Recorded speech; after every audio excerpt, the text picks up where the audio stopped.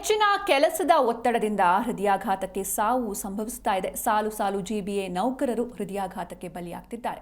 5 ನಗರ ಪಾಲಿಕೆಗಳಲ್ಲಿ ಸಿಬ್ಬಂದಿಗಳಿಗೆ ಕೆಲಸದ ಒತ್ತಡ ಹೆಚ್ಚಾಗ್ತಾ ಇದೆ. ಹೆಚ್ಚಿನ ಕೆಲಸದ ಒತ್ತಡದಿಂದ ಹೃದಯಾಘಾತಕ್ಕೆ ಸಾವು ಸಂಭವಿಸ್ತಾ ಇದೆ. ಸಾಲು ಸಾಲು ಜಿಬಿಎ ನೌಕರರು ಹೃದಯಾಘಾತಕ್ಕೆ ಬಲಿಯಾಗ್ತಿದ್ದಾರೆ. 5 ನಗರ ಪಾಲಿಕೆಗಳಲ್ಲಿ ಸಿಬ್ಬಂದಿಗಳಿಗೆ ಕೆಲಸದ ಒತ್ತಡ ಹೆಚ್ಚಾಗ್ತಾ ಇದೆ. 1.5 ತಿಂಗಳಲ್ಲಿ 5 ಕಂದಾಯ ಅಧಿಕಾರಿಗಳು ಸಾವನ್ನಪ್ಪಿದ್ದಾರೆ. ಸಾಲು ಸಾಲು ಸಾವಿನಿಂದ ಜಿಬಿಎ ನೌಕರರಲ್ಲಿ ಆತಂಕ ಕೂಡ ಹೆಚ್ಚಾಗ್ತಾ ಇದೆ. ಸಿಬ್ಬಂದಿ ಕೊರತೆಯೇ ಕೆಲಸದೊತ್ತಡಕ್ಕೆ ಕಾರಣ ಎನ್ನುವಂತಹ ಆರೋಪ ಕೂಡ ಕೇಳಿ ಬರ್ತಾ ಇದೆ. ಸಾಲು ಸಾಲು ಜಿಬಿಎ ನೌಕರರು ಹೃದಯಾಘಾತಕ್ಕೆ ಬಲಿಯಾಗ್ತಿದ್ದಾರೆ. 5 ನಗರ ಪಾಲಿಕೆಗಳಲ್ಲಿ ಸಿಬ್ಬಂದಿಗಳಿಗೆ ಕೆಲಸದ ಒತ್ತಡ ಹೆಚ್ಚಾಗ್ತಾ ಇದೆ. 1.5 ತಿಂಗಳಲ್ಲಿ 5 ಕಂದಾಯ ಅಧಿಕಾರಿಗಳು ಸಾವನ್ನಪ್ಪಿದ್ದಾರೆ. ಇನ್ನು ಹೃದಯಾಘಾತಕ್ಕೆ ಬಲಿಯಾದ ಅಧಿಕಾರಿಗಳು ಯಾರ್ಯಾರು ಅಂತ ನೋಡ್ತಾ ಹೋಗೋದಾದ್ರೆ, ಆಗಸ್ಟ್ 13ರಂದು ಹೃದಯಾಘಾತಕ್ಕೆ ಜಿಬಿಎ ಕಂದಾಯ ಅಧಿಕಾರಿ ಸುಹೇಲ್ ಅಹಮದ್ ಅವರು ಸಾವಿಗೀಡಾಗಿದ್ದಾರೆ. ಇನ್ನು ಆಗಸ್ಟ್ 15ರಂದು ಹೃದಯಾಘಾತಕ್ಕೆ ಮತ್ತೊಬ್ಬ ಕಂದಾಯ ಅಧಿಕಾರಿ ಶ್ರೀನಿವಾಸ್ ಅವರು ಬಲಿಯಾಗಿದ್ರು.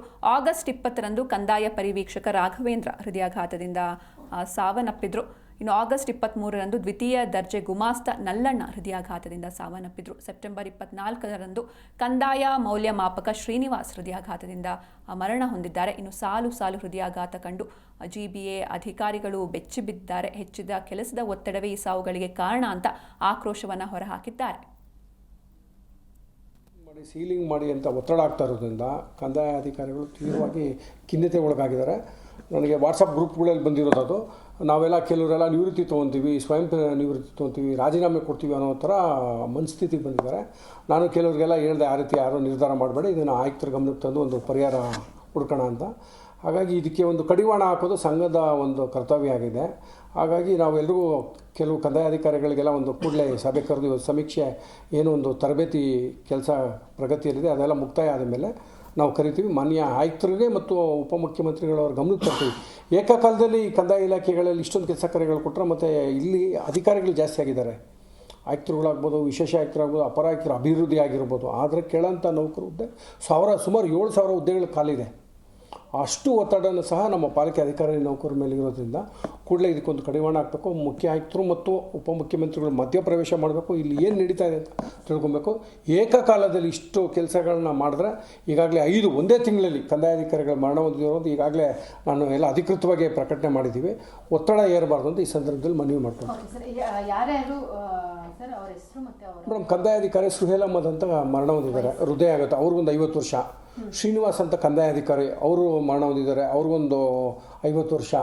ಆಮೇಲೆ ಮೊನ್ನೆ ಶ್ರೀನಿವಾಸ್ ಅಂತ ಇನ್ನೊಬ್ಬರು ಶ್ರೀನಿವಾಸ್ ಅಂತ ಅವರು ಕಂದಾಯ ಪರಿವೀಕ್ಷಕರು, ಅವರು ಮರಣ ಹೊಂದಿದ್ದಾರೆ. ಈ ಥರ 5 ಜನ ಒಂದೇ ತಿಂಗಳಲ್ಲಿ ಒಂದು ವಾರ 3 ದಿನ ವ್ಯತ್ಯಾಸದಲ್ಲಾಗಿದ್ದಾರೆ. ಇಷ್ಟಕ್ಕೂ ಕಾರಣ ಒತ್ತಡದ ಕೆಲಸ, ಮಾನಸಿಕ ಕಿರುಕುಳ, ಮಾನಸಿಕ ಹಿಂಸೆಯಿಂದ ಮರಣ ಹೊಂದಿದ್ದಾರೆ.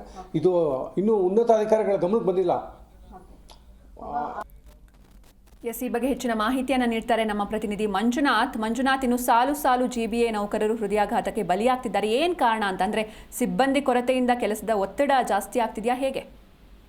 ಖಂಡಿತವಾಗೂ ಸಂಚನ, ಇತ್ತೀಚೆಗೆ ಈ ಜಿಬಿಎ ಅಧಿಕಾರಿ ಸಿಬ್ಬಂದಿಗಳಿಗೆ ಸಾಕಷ್ಟು ತೊಂದರೆ ಆಗ್ತಾ ಇದೆ.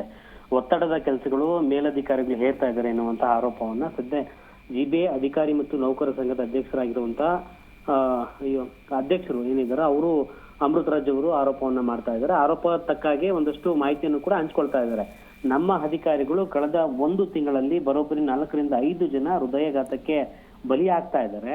ಜೊತೆಗೆ ಸಾಮಾಜಿಕ ಮತ್ತು ಶೈಕ್ಷಣಿಕ ಸಮೀಕ್ಷೆಯನ್ನು ರಾಜ್ಯದಲ್ಲಿ ಆರಂಭ ಆಗ್ತಾ ಇದೆ. ಜೊತೆಗೆ ಬೆಂಗಳೂರಿನಲ್ಲೂ ಕೂಡ ನಾಡಿದಿನಿಂದ ಆರಂಭ ಆಗ್ತಾ ಇದೆ ಈ ಒಂದು ಸಮೀಕ್ಷೆಗೆ ಬಲವಂತವಾಗಿ ಭಾಗಿಯಾಗಿ ಎನ್ನುವಂತಹ ಒಂದು ಮಾಹಿತಿಯನ್ನು ಕೂಡ ಮೇಲಾಧಿಕಾರಿಗಳು ಈ ರೀತಿಯಾದಂತಹ ನೌಕರ ಸಿಬ್ಬಂದಿಗಳಿಗೆ ಹೇಳಲಾಗ್ತಾ ಇದೆ.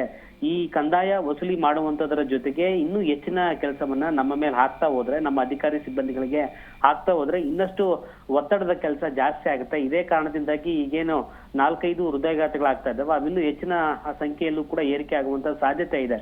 ಹೀಗಾಗಿ ನಾವ್ಯಾರು ಕೂಡ ಕೆಲಸದಲ್ಲಿ ಭಾಗಿಯಾಗಲ್ಲ, ನಾವು ಸ್ವಯಂ ಪ್ರೇರಿತವಾಗಿ ನಿವೃತ್ತಿ ಹೊಂದ್ಕೊಳ್ತೇವೆ, ಸ್ವಯಂ ಪ್ರೇರಿತವಾಗಿ ಕೆಲಸಕ್ಕೆ ನಾವು ರಾಜೀನಾಮೆಯನ್ನ ಸಲ್ಲಿಸ್ತೇವೆ ಎನ್ನುವಂತಹ ಎಚ್ಚರಿಕೆಯನ್ನು ಕೂಡ ಸರ್ಕಾರಕ್ಕೆ ಸಲ್ಲಿಸಲಾಗ್ತಾ ಇದೆ. ಈ ಮೂಲಕವಾಗಿ ಜೊತೆಗೆ ಈ ಅಧ್ಯಕ್ಷರು ಕೂಡ ಹೇಳ್ತಾ ಇರುವಂತದ್ದು, ಅಮೃತರಾಜ್ ಅವರು, ಈಗಾಗಲೇ ನಮ್ಮ ಸಿಬ್ಬಂದಿ ಅಧಿಕಾರಿಗಳಿಗೆ ಸಾಕಷ್ಟು ತೊಂದರೆ ಆಗ್ತಾ ಇದೆ. ಈ ಸದ್ಯಕ್ಕೆ ಸಮೀಕ್ಷೆ ಮುಗಿದೋಗ್ಲಿ, ಸಮೀಕ್ಷೆ ಮುಗಿದಾದ ಬಳಿಕ ಮುಖ್ಯಮಂತ್ರಿ ಸೇರಿದಂತೆ ಉಪಮುಖ್ಯಮಂತ್ರಿ ಡಿ ಕೆ ಶಿವಕುಮಾರ್ ಅವರು ಕೂಡ ನಮ್ಮಲ್ಲಿ ಆಗ್ತಿರುವಂತಹ ಸಮಸ್ಯೆಗಳನ್ನ ಅವ್ರ ಗಮನಕ್ಕೆ ತರ್ತೇವೆ. ಸದ್ಯಕ್ಕೆ ಯಾರು ಕೂಡ ಆ ರೀತಿಯಾದಂತಹ ನಿರ್ಣಯಗಳಿಗೆ ತೆಗೆದುಕೊಳ್ಳಕ್ ಹೋಗ್ಬಿಡಿ, ಅಂದ್ರೆ ರಾಜೀನಾಮೆ ಸಲ್ಲಿಕೆ ಮಾಡುವಂತದ್ದಾಗ್ಲಿ ಸೇರಿದಂತೆ ಇನ್ನಿತರ ಕೆಲಸಗಳಿಗೆ ನೀವು ಕೆಲಸದಿಂದ ಸಮಸ್ಯೆ ತಂದುಕೊಳ್ಬೇಡಿ ಎನ್ನುವಂತಹ ಸದ್ಯಕ್ಕೆ ಮನವೊಲಿಸುವಂತ ಕೆಲಸ ಅಧ್ಯಕ್ಷರು ಮಾಡ್ತಾ ಇದ್ದಾರೆ.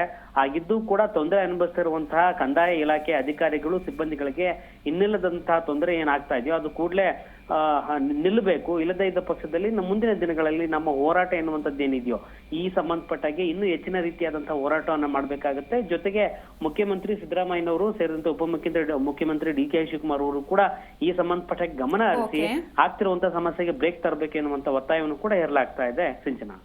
ಓಕೆ, ಥ್ಯಾಂಕ್ ಯು ಮಂಜುನಾಥ್ ನಿಮ್ಮೆಲ್ಲ ಡೀಟೇಲ್ಸ್ಗಾಗಿ.